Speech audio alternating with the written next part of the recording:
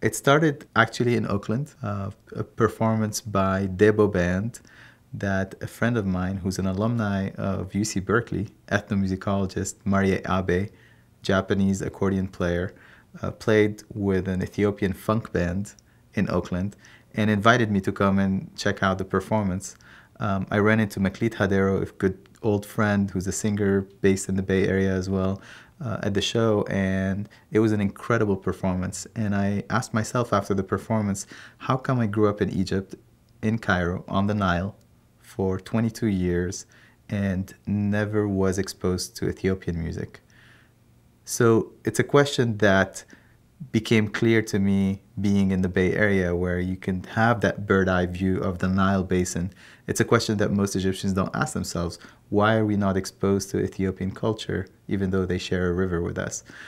So it was a question that incited us to go and start a project that helps expose the audiences of the 11 Nile countries to the cultures of their neighbors through the music, because that's how ethnomusicologists and music people learn about other cultures through their music. I think it is a structural issue. If you think about the Nile Basin, it's the longest river in the world, but it's also a river that runs across many regions that are never seen as connected.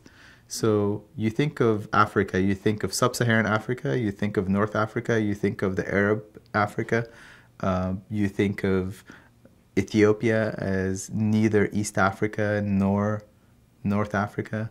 You don't think of Egypt or Sudan as East Africa either. So you have the North Africans that are kind of more a part of the Mediterranean or the Arab world. You have Sudan, that's kind of the Wild West, where nobody knows how to contextualize it.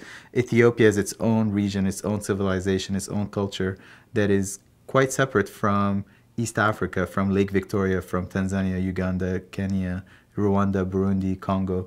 So the Nile has never really been conceived as one region. And because of that disconnect, that cultural disconnect, the people in that region have grown to believe that they don't really have anything in common except that water that runs across all their countries.